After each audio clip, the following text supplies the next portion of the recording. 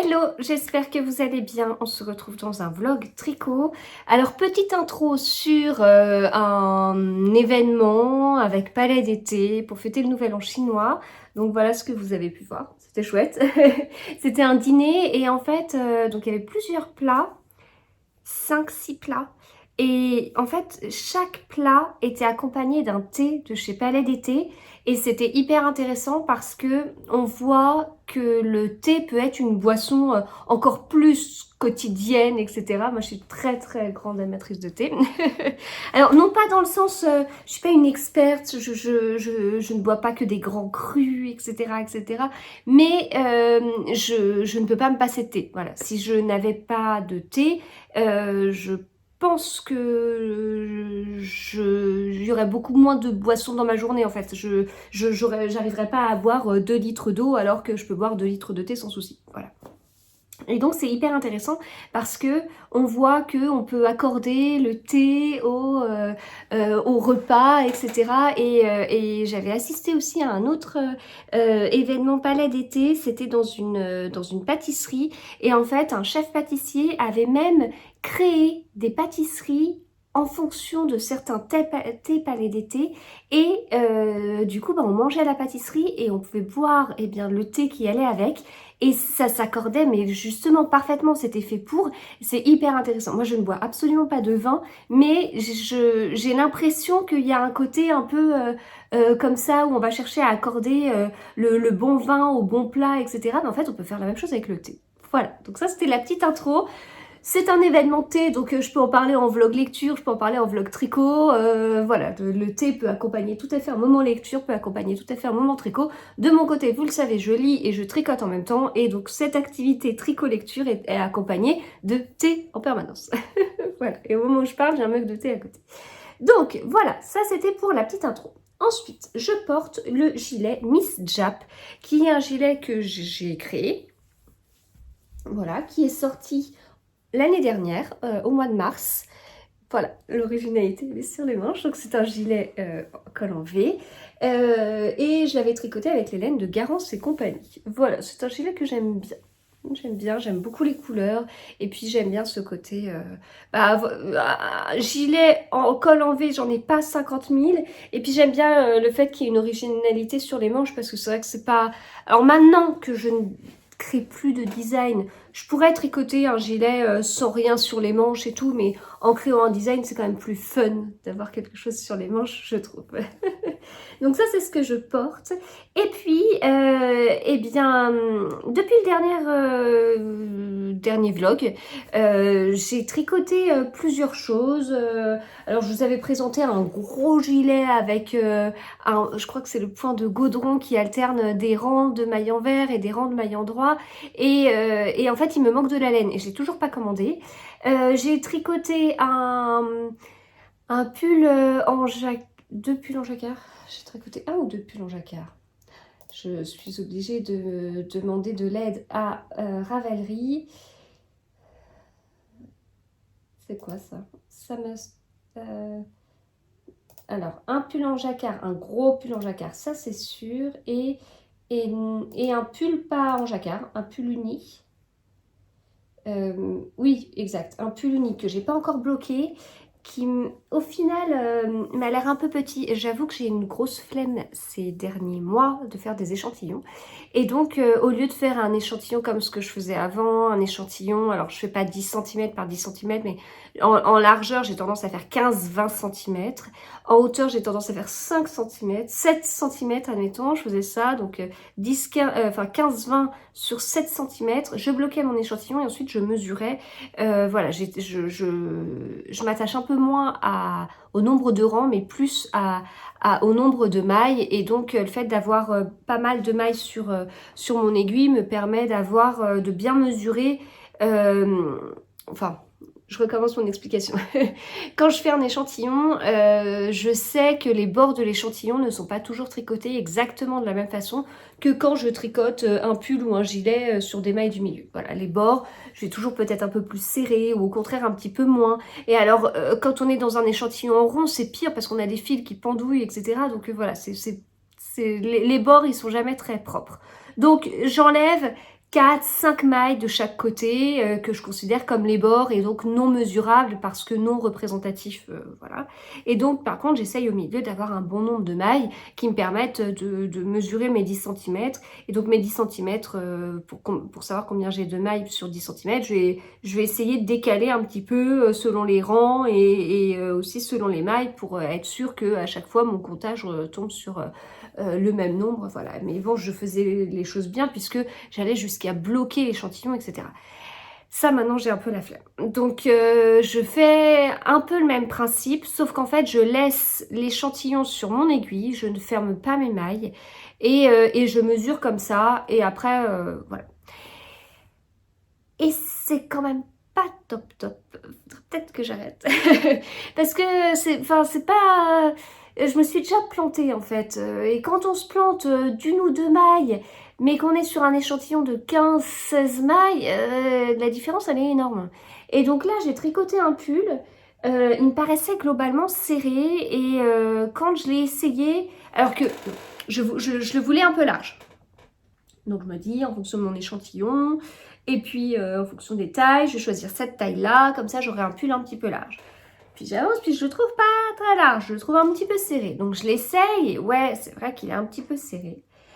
Bon, et du coup, je l'avais pas terminé, donc j'étais un peu démotivée de le terminer, mais bon, c'est pas grave. Et puis, ma grande lit souvent le soir avec moi dans le canapé. Et puis, bah, je termine ce pull et puis je dis, bah, écoute, essaye-le. Voilà. Ma grande, elle a 12 ans et demi, elle grandit. Voilà. Mon mari, il fait 1,90 m, donc je vois que ma grande tient de son papa et pas de moi. Et donc, elle grandit, et bon, elle est quand même pas à ma taille non plus, hein. Bon, elle a des copines qui sont plus grandes que moi. Des copines de sa classe. Mais là, elle grandit, donc elle m'a bien dépassée au niveau de l'épaule et tout. Et bon, bah, c'est sûr qu'on n'a absolument pas le même corps. Elle est bien plus fine que moi. Et puis voilà, elle a un corps aussi de son âge. Mais je me suis dit, peut-être que ça pourrait lui aller. Puis elle a essayé et lui allait très bien.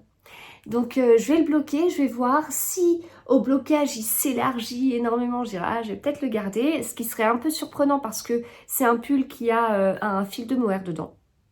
Et sinon, bah, s'il s'élargit pas, ce que je suppose en fait, hein, eh bien ce sera pour elle. Voilà, donc depuis la dernière fois j'ai tricoté ces pulls là que je vous montrerai quand je les aurai bloqués, mais j'ai toujours un petit embouteillage de blocage. Quoique ces derniers temps j'ai bloqué 5 pulls et gilets, dont 3 gilets, donc il a fallu que j'achète des boutons. Donc j'ai acheté mes boutons chez Rascol comme ce que je fais à chaque fois et je me suis plantée. Il y a 2 gilets verts. Pour les 2 gilets verts, j'ai regardé les verts proposés sur Rascol. J'étais pas hyper convaincue, mais bon. J'ai pris en fait la même couleur pour les 2 gilets verts qui n'ont rien à voir. Et il s'avère que ça va pas du tout.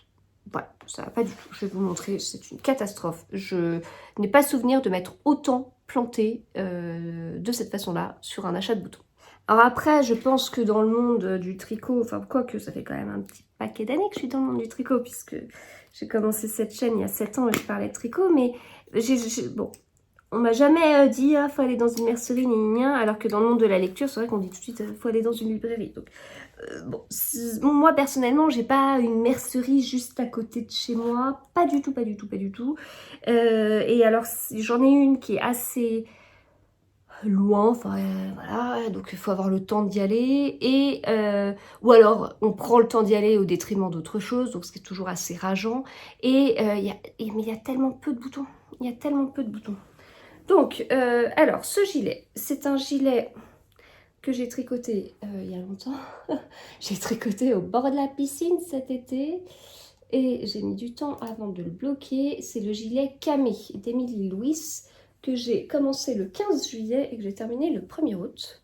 Voilà, donc normalement il se tricote, je crois qu'elle a tricoté qu'en mohair, alors moi j'ai tricoté avec 2 fils d'alpaca de Trops. Donc bon, c'est un peu compliqué pour vous de voir parce qu'il n'y a pas de bouton, il n'y a pas de bouton. Donc voilà, écoutez, le gilet il est comme ça. Voilà. Elle a toujours un peu le même style de construction Voilà, toujours un petit peu le même style de construction. Alors, si je me trompe pas, parce que ça fait un petit moment, ce qui est bien, c'est que on a on a un peu des manches montées, bon, là, et on ne relève pas les mailles pour les manches, je crois, parce que ça doit... Il me semble que c'est comme... Oui, c'est ça. On relève pas les mailles pour les manches. Donc en fait, je vous le confirme, je le vois sur mon tricot. Donc en fait, on vient plutôt augmenter, en fait. Enfin, je crois peut-être qu'on en relève ici. Je crois qu'on en relève. On doit faire des KFB, faire des knit front and back, donc des augmentations. Mais après, ici, on vient faire des augmentations petit à petit, comme si on avait presque un raglan, alors qu'en fait, c'est pas un raglan. Par contre, donc ça je trouve que c'est très très bien. Voilà, moi c'est pas ma façon de faire, hein, parce que là, vous voyez, c'est des manches montées, en fait je viens relever les mailles. En revanche, de mon côté, je n'ai strictement aucune couture sur l'épaule, parce que c'est ma façon de faire ce style de gilet en fait, hein. Donc je fais un montage provisoire au crochet et tout ça. Alors que là, on a quand même quelque chose en fait. Voilà. Donc, je pense qu'il faudrait un petit mix de la façon dont je fais les épaules et la façon dont elle fait les manches. Et alors là, du coup, ce serait nickel visuellement. Voilà. Donc ça, c'est le gilet camé qui, comme je vous dis, ressemble pas à grand chose parce que j'ai pas de boutons. Il était agréable à tricoter. Voilà, donc rien de particulier. Et donc les boutons. Alors j'ai deux tailles de boutons différentes, mais les couleurs sont les mêmes. Donc attention les yeux, je vous ai prévenu que c'était pas beau, hein. La couleur, ça va pas. J'ai très mal choisi la couleur. Voilà. Là, vous voyez pas. Parce qu'en fait, quand je vous montre, là, on a l'impression que ça va. Mais en fait, non, je vous jure que ça va pas du tout. Là, vous voyez que ça va pas du tout. Donc, ce sont des boutons comme ça. Et en fait, à l'envers, ils sont comme ça. Et à l'envers, c'est pas mieux. Voilà. Donc ça, c'est le gilet camé qui attend désespérément ses boutons. Mais écoutez, je pense qu'il les aura un jour. Non mais là, il faudrait... Parce qu'en fait, je les laisse à plat dans la salle à manger. Et à un moment donné, on va pas pouvoir garder 107 ans ces gilets à plat dans la salle à manger. Ce n'est pas possible. C'est vraiment pas pratique. Notamment quand on passe la spie, quand on lave par terre, etc. Et autre gilet... Alors, autre gilet... Qu'est-ce que c'était comme gilet ?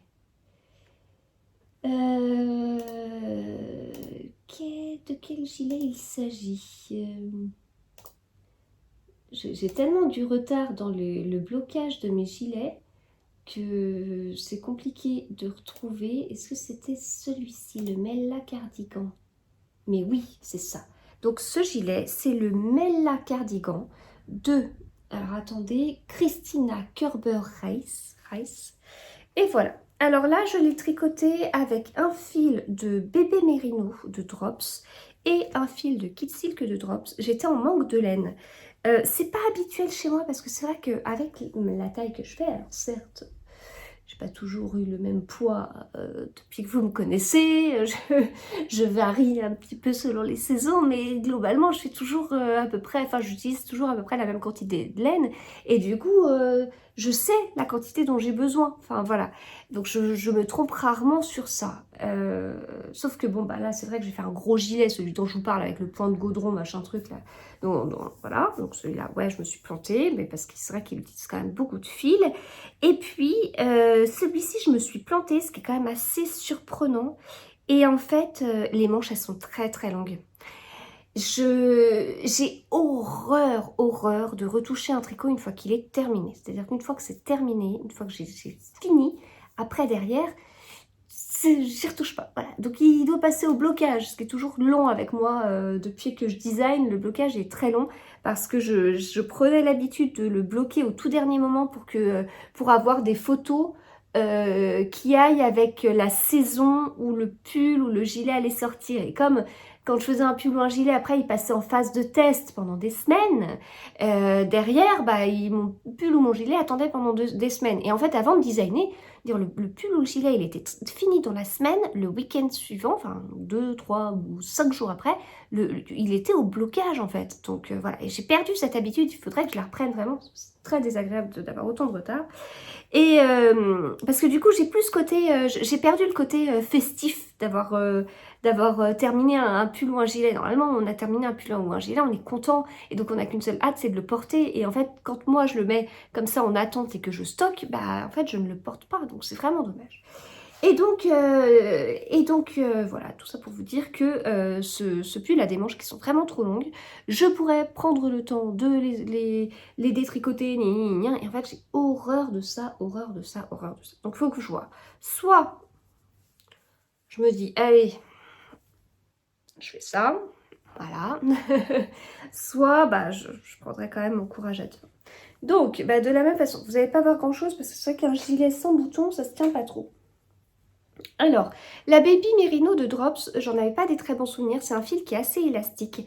Et si vous le tricotez seul, il peut gonfler au blocage et donc perdre un peu ses mesures. Mais en fait, avec un fil de mohair, ça vient le maîtriser un petit peu. Et donc, eh bien, on a moins ce côté-là. Voilà. Et puis là, je suis contente parce que c'est vraiment la couleur que je voulais. Je voulais cette couleur-là. Et voilà. Donc, ça rend pas trop mal. Au niveau de la couleur, le gilet après est globalement simple, hein. Donc c'est vrai que ça peut faire un peu penser à celui que je viens de vous montrer. D'ailleurs je pourrais juste vous le passer même s'il n'y a pas de bouton, ça vous donnerait une petite idée. Hop, voilà, alors. Allez, qu'ils prennent un petit peu une forme. Donc,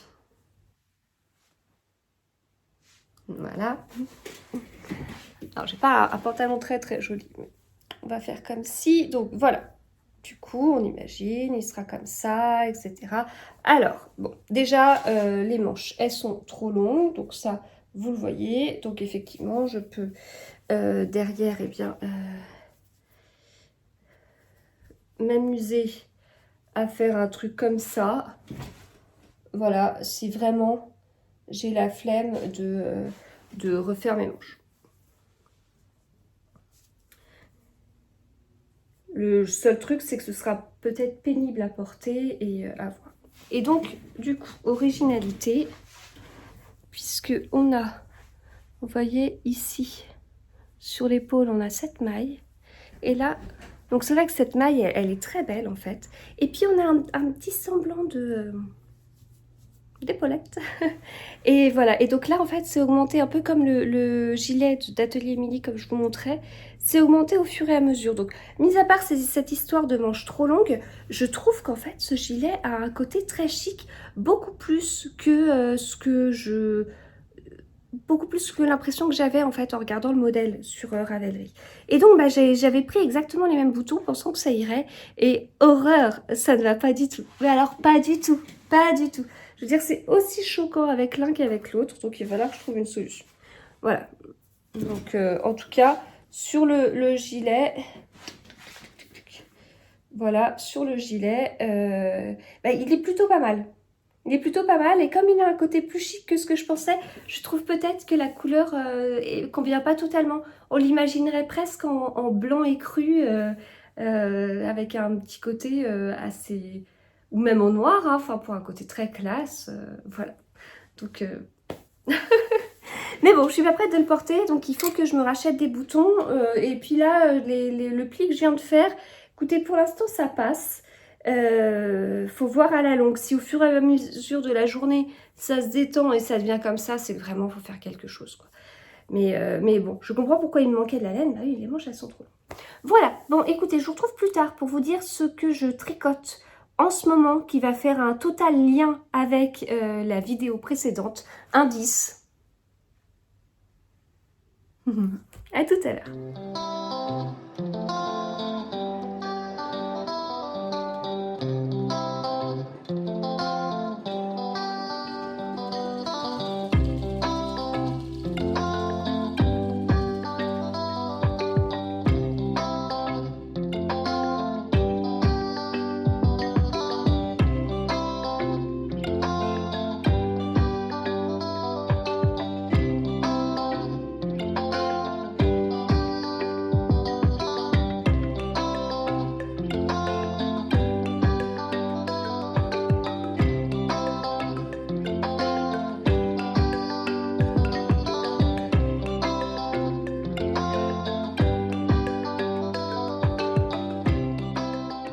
Hello, on se retrouve.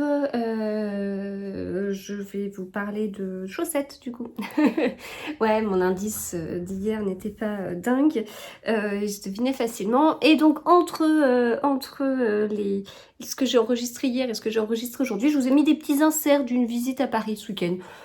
C'est pas chronologiquement comme il faut, mais voilà. On a joué les touristes à Paris et c'était très chouette.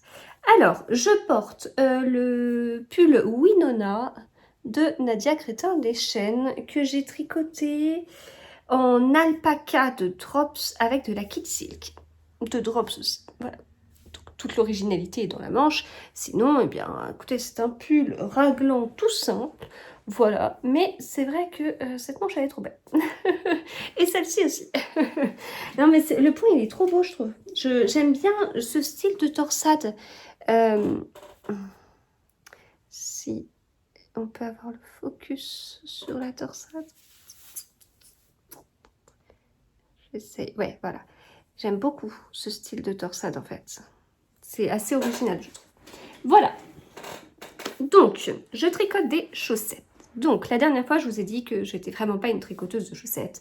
Je vous avais montré mes toutes petites aiguilles et j'avais dit que ça allait pas, j'avais mal partout, j'avais mal au niveau de l'épaule, au niveau de la main, voilà, et ça m'agaçait. Je ne sais plus si je vous ai dit que ça m'agaçait, mais c'était le cas, ça m'agaçait. Et donc, je tricotais des chaussettes avec des aiguilles. Je sais plus exactement, des Adi, je crois, des aiguilles Adi. C'est quoi? C'est du 25 cm, 20, oh, je sais plus. C'est des aiguilles particulières parce que en fait, elles ont une grande pointe. Il y a une grande pointe d'un côté, l'aiguille est longue d'un côté et courte de l'autre. Ce qui est plus agréable que des 23 cm avec, il a du mal là, mon téléphone ferme le focus, ce qui est mieux parce qu'avec des 23 cm, on a deux aiguilles courtes de chaque côté, alors que là, non, on a une aiguille longue d'un côté, donc c'est mieux pour le placement des mains, je trouvais, et puis enfin voilà, moi ça me convient totalement, puis de toute façon, toutes les manches, je tricote, alors les manches, je les fais avec des aiguilles 30 cm, pour des chaussettes, 30 cm, c'est trop, c'est beaucoup trop large, mais bon, voilà. Donc c'était ma technique et en fait je remettais pas trop ça en question parce que j'avais pas trop envie de remettre ça en question. et pour vous ça a été évident parce que vous avez été plein à m'envoyer des commentaires en me disant mais en fait le problème c'est tes aiguilles. Enfin et vous avez été plusieurs à me dire si moi je tricote sur des aiguilles comme ça ou alors j'ai déjà essayé, ça me fait super mal en fait. Je fais mes chaussettes en Magic Loop. Ok. Et donc là ça a été compliqué pour moi d'admettre que le Magic Loop, cette technique que j'ai enterrée il y a, je sais plus combien d'années, eh bien il allait falloir peut-être la ressortir. Voilà. Donc il m'a fallu un petit peu de temps, une petite démarche de passer au-delà. Je déteste le Magic Loop. J'ai découvert les aiguilles circulaires il y a 13-14 ans et j'ai fait il y a 13-14 ans un tuto sur mon blog de l'époque sur le Magic Loop. Voilà. Donc à cette époque-là, si vous voulez, c'était tout magique pour moi, c'était génial. Je trouvais que, parce que je sortais d'aiguilles droites, hein, donc d'aiguilles droites avec des grosses coutures là. J'avais horreur de faire mes coutures, c'était pas propre, voilà. Et donc je sortais de ce monde-là. Et donc derrière, pouvoir tricoter des manches en rond, ça me paraissait trop bien. Et du coup, le Magic Loop, pour moi, c'était une sorte de révolution, et voilà. Et puis par la suite, ça me gonflait. Parce que c'est vrai que dans le Magic Loop, j'avais l'impression de passer plus de temps à faire à sortir mes aiguilles, comme là je vais faire, à tirer l'autre. Et allez, on est parti. Puis à tricoter ça en 2 secondes et demie, puis après à repasser mon temps à faire ça. Voilà. Donc j'en étais restée sur ça. Alors il y a d'autres méthodes, et en fait, je crois, je sais plus exactement. Avant de tricoter mes manches avec des 30 cm Xiaogu coudés, j'avais tricoté mes manches avec des 23 cm, mais là c'est vrai que le placement des mains était un peu difficile. Et puis j'ai aussi testé les aiguilles double pointe. Ça oui, plusieurs fois, de toute façon, même avant je crois que j'avais découvert ça, mais bien avant de découvrir les aiguilles circulaires. et je sais plus pourquoi. Et je crois que j'avais tenté même des chaussettes comme ça, avec des aiguilles double pointe. Enfin bon, bref. Donc tout ça pour dire que bah oui, d'accord, le Magic Loop, c'était peut-être la solution, mais j'avais pas envie. Oui, mais il y a un moment où j'avais une chaussette. J'en avais fait une. Je m'étais bousillé tout, l'épaule, la main. Il me fallait bien la deuxième quand même. Hein. Je n'allais pas m'arrêter en si bon chemin. Et donc, je l'ai faite en Magic Loop. Je l'ai faite en Magic Loop. Alors, donc ça fait très longtemps que j'avais pas fait de Magic Loop. J'avais à l'époque quelques techniques pour qu'il n'y ait pas de démarcation et tout, mais je l'avais un peu zappé. Ce qui fait que ma première chaussette, enfin le début de ma chaussette en Magic Loop, c'est pas génial. Parce que vous voyez, on a ça. Je l'ai pas bloqué encore. Bon, je pourrais m'amuser à tirer un peu les fils, mais bon, on voit... alors, plus d'un côté que de l'autre, là, ça se voit un petit peu moins. Là, limite... Enfin, en fait, ce qui ne va pas, c'est que à la fois, il y a des mailles là qui sont très lâches et celles d'après, elles sont très, très serrées. Voilà. Donc ça, c'est ce que j'avais fait au début. Puis, parce que moi, je tricotais comme ça. Puis, au bout d'un moment, je me dis... ça va pas. Mais c'est vrai que j'avais des techniques pour que ça aille bien. Et donc, dans mes techniques, il y a deux choses. Déjà, mieux gérer son fil, mieux gérer la tension de son fil dans un premier temps. Et puis, aussi, changer de temps en temps l'endroit, changer de temps en temps ça. Alors, enfin, je vous dis quelque chose, puis après, je vais vous dire le contraire après. Mais bref, pour l'instant, je commence par ça. Donc, c'est-à-dire que là, mes mailles, elles sont réparties équitablement. Et puis, en plus, je me suis débrouillée pour que d'un côté, ce soit le début du rang, ici, enfin, le début du tour. Et donc, j'ai même pas d'anneau marqueur. Donc, j'ai pas besoin de repérer le début de mon tour, puisqu'en fait, c'est là où c'est sur un pli d'aiguille, quoi. Donc, pas de souci, voilà. Mais l'une de mes techniques pour ne pas avoir de démarcation, c'était de régulièrement changer les mailles d'où sortait l'aiguille en fait. Comme ça, enfin genre je fais 10 rangs comme ça ou 5 rangs comme ça, puis hop, je tire un autre côté, juste en décalant, en ayant un petit décalage à chaque fois de une ou deux mailles d'un côté, de l'autre, etc. Ce qui fait que du coup, cette démarcation, parce que là, je n'ai absolument pas fait ça, donc cette longue démarcation, bah en fait, c'est juste que on la verrait pas, on verrait pas un grand trait, puisque de temps en temps, ce serait mixé. Donc ça, c'était la technique que j'avais avant. Bon, après, j'ai d'autres techniques en Magic Loop que j'utilise pour quand j'ai un col avec beaucoup plus de mailles que ça, où en fait, je ne plie pas en deux, et en fait, je sors l'aiguille que d'un côté, et je tricote comme ça, puis de temps en temps, je tire, enfin bref. Voilà, mais bon, ça, c'est pas possible sur des chaussettes, voilà.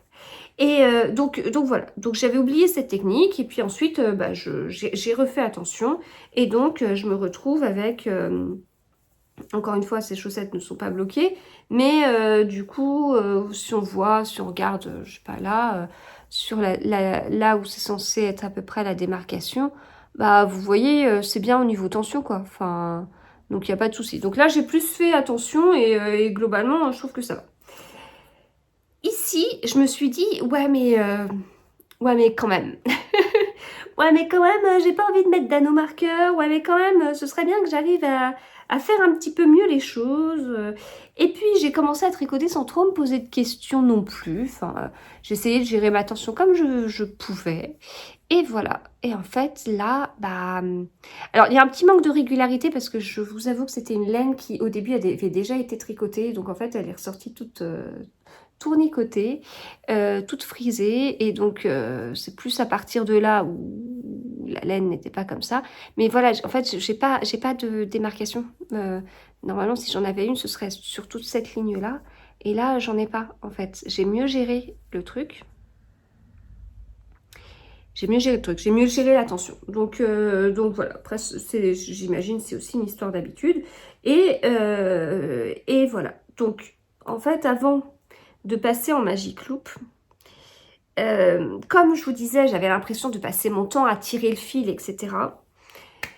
Et donc de perdre du temps. Et j'aime pas, moi, les impressions. Enfin, voilà, je suis une matheuse, j'ai besoin de chiffres.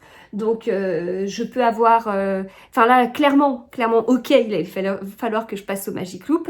Ok, j'allais faire cette technique que j'aime pas parce que j'ai l'impression que je perds du temps à tirer mon fil et que ça m'agace parce que je veux tricoter et je veux pas passer mon temps à tirer un fil. Du coup, je me suis minutée.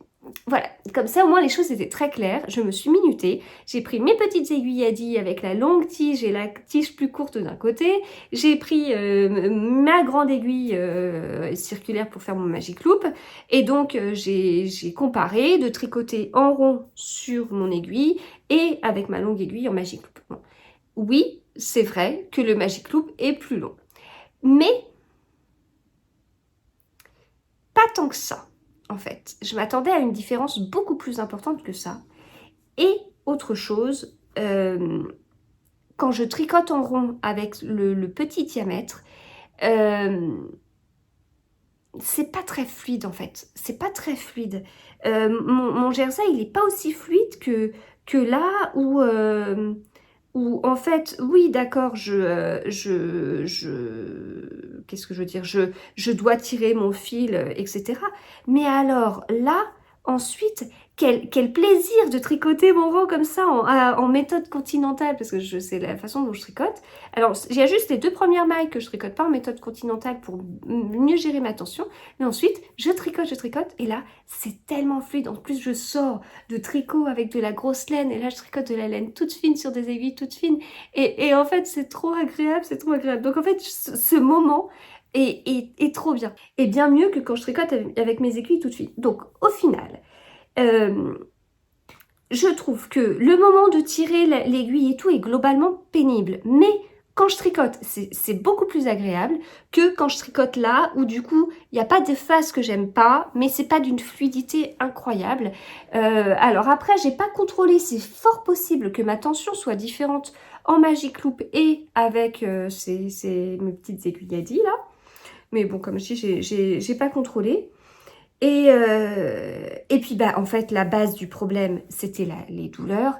En Magic Loop, je n'ai aucune douleur. Aucune douleur. Voilà, aucune douleur. Donc, cette technique sur laquelle c'était tabou pour moi, je voulais pas en entendre parler, qu'on me parle pas de Magic Loop et tout ça, et ben en fait, j'y suis retournée parce que vous me l'avez conseillé, mais vous avez été en plus beaucoup, vous me l'avez conseillé, vous m'avez guidée vers ça, et du coup, j'ai ressenti le Magic Loop de, je sais pas, de mon grenier de mes vieilles malles. J'ai ressorti cette technique, je l'ai faite, et je suis contente parce que, en fait, je vais démentir le titre de mon vlog précédent. Si je suis peut-être en fait une tricoteuse de chaussettes. Voilà, je suis contente. Je suis contente parce que j'ai plein d'autres laines à chaussettes et tout, et je vais pouvoir m'amuser, toujours avec un modèle très simple, voilà, comme ici. Toute simple, c'est la couleur qui fait tout. Et ben voilà, et ben écoutez, là je suis passée direct de ce modèle très très sombre, très automnal, à ce modèle très printanier, voire estival. Et ça me fait plaisir, et voilà. Je ne sais plus du tout d'où vient cet écheveau. Il faut que je fasse des recherches sur mon compte Instagram, parce que j'avais certainement dû l'acheter à un salon, et enfin j'imagine, ou alors on me l'a offert. Faut que je recherche la marque. Bon, c'est juste dommage, ça aurait été bien que cette partie frisottis là, que je la lave avant, parce que c'est pas, ça paraît pas très régulier, mais à partir du moment où la laine elle est plus frisottis, ça rend trop bien, et voilà. Donc voilà, je suis contente, je suis très contente, comme quoi, enfin c'est pas une histoire d'a priori le Magic Loop, hein, parce que quand on a un a priori, c'est qu'on n'a pas essayé. Pour ma part, j'avais essayé et j'aimais pas ça, et le jour où j'ai découvert les mini circulaires, ma vie avait changé. Oui, d'accord, mais alors pas pour tout. Là, par exemple, j'irai pas sur du Magic Loop. Je ne dis pas que je deviens adepte du Magic Loop et que je vais remplacer toutes mes mini circulaires par du Magic Loop. Non plus, non. Non. Mais, donc là, je continuerai avec mes aiguilles Xiaogu coudées. Mais là, clairement, pour les chaussettes, ça change tout. Après... L'avantage des petites circulaires et tout, c'est que je pouvais aussi tricoter debout quand j'attends, par exemple. Enfin, j'ai souvenir d'avoir attendu à à des salons littéraires, parce que j'en fais pas mal, ou dans le train et tout ça, et du coup, c'est vrai que ça prend pas de place, c'est tout petit, etc. Est-ce que je serais capable de tricoter aussi debout avec, en faisant du Magic Loop? À tester, à tester. D'un côté, je me dis, je vois pas pourquoi je pourrais pas, et d'un autre côté, je me dis, je vois bien pourquoi je pourrais pas, parce que tirer son fil, etc. Je sais pas, à tester, mais si effectivement j'arrive et sans trop de douleur, oh, je vais me tricoter des chaussettes dans toutes les attentes des salons littéraires. Oh, ça va être trop bien. Parce que là, j'étais obligée d'arrêter, enfin ça me faisait mal. Et puis un salon littéraire, c'est quand même hyper physique, dans le sens où je porte beaucoup de livres, et donc mes épaules, mes cervicales et tout en prennent déjà un petit coup. Donc voilà. Donc je suis trop contente. Et je vous remercie. Je vous remercie. Enfin, depuis... j'avais déjà fait... enfin, les reconfis vlogs que j'ai fait là au mois de décembre. Je vous parlais de plusieurs trucs et vous avez été plusieurs à me donner des conseils et tout ça. Et puis là, vous m'avez super bien conseillé. Et je trouve que c'est trop bien parce qu'en fait, j'ai 38 ans. Ça fait plus de 30 ans que j'ai appris à tricoter. Je tricote quotidiennement depuis longtemps, mais même, enfin, j'ai eu des phases, enfin, je veux dire, au lycée, je tricotais avec des copines, enfin, et donc j'ai de l'expérience globalement. Et en fait, c'est pas parce que j'ai de l'expérience que je sais tout, il y a toujours à apprendre, et c'est bien, c'est très bien. Et merci parce que je parle toute seule derrière mon téléphone et tout ça, et derrière, vous m'avez bien aidé sur plusieurs sujets, donc voilà. J'espère des fois de vous donner quelques astuces aussi, mais en fait, c'est à double sens, et donc merci. Voilà. Je vais clôturer ce vlog sur cette belle note. Donc là, bah ouais, je tricote une chaussette. Faut que je vous retrouve la marque de ça. Et puis aussi du mini, tant qu'à faire. Moi, j'aime bien les mini contrastants. J'en ai plusieurs mini, et là, je trouvais que ça se mariait plutôt bien. En tout cas, ça allait vraiment avec ce que je voulais. Quoi qu'avec du rose, ça aurait pu aller, parce qu'il y a des petites notes de rose. Un petit framboise, ça aurait pu être pas mal aussi. Peut-être un petit peu plus dans mes couleurs aussi. Ouais, je suis en train de réaliser que j'ai en tête un petit mini framboise. Mais bon, ce petit mini jaune, je suis pas sûre que j'aurais réussi à le caser facilement. Voilà. Et ben c'est tout. Donc là, je suis dans mes chaussettes. Et après, eh bien après que j'ai fini ça, soit je me la joue un peu flemmarde et je refais des chaussettes, soit je prends mon courage à deux mains et je passe du temps à faire une énorme commande de laine, sûrement chez Drops, parce que je suis à sec, et en fait il faut que je finisse un gilet, il me manque de la laine, donc il va falloir que je la commande, et au passage il va falloir que je commande plein de laine. Et en général, quand je fais des commandes comme ça, soit je vais commander de la laine unie, genre ici j'avais commandé de la laine unie sans modèle en particulier, je sais à peu près le même nombre de plots dont j'ai besoin, donc je fais ça. Ou alors, enfin ça, et donc je prends des couleurs comme ça, je choisis des couleurs, des associations de couleurs avec de la kit silk et tout, et en plus je choisis des couleurs pour des jacquards. Et alors là pour le coup j'achète la laine en fonction d'un modèle, et donc il faut que je trouve un modèle qui... Et donc tout ça, ça prend du temps, voilà. Donc ça peut être agréable, etc. Mais moi ce que j'aime, c'est lire et tricoter, et ça me prend du temps sur lire et tricoter. Mais si je veux lire et tricoter, il me faut de la laine, et donc il faut que je passe du temps à passer une commande intelligente, entre guillemets, réfléchie, quoi. C'est plus le terme. Voilà, c'est tout. Bon, eh bien, écoutez, je vous souhaite de super bons tricots. On se retrouve très vite. Et est-ce que la prochaine fois, j'aurai une énorme surprise à vous dire, un énorme truc de fou? Peut-être. Si c'est pas la prochaine fois, ce sera la fois d'après. Parce qu'on va s'approcher petit à petit, quand même, d'un énorme truc. Voilà. Bon, eh bien, à très vite, et bon tricot à vous.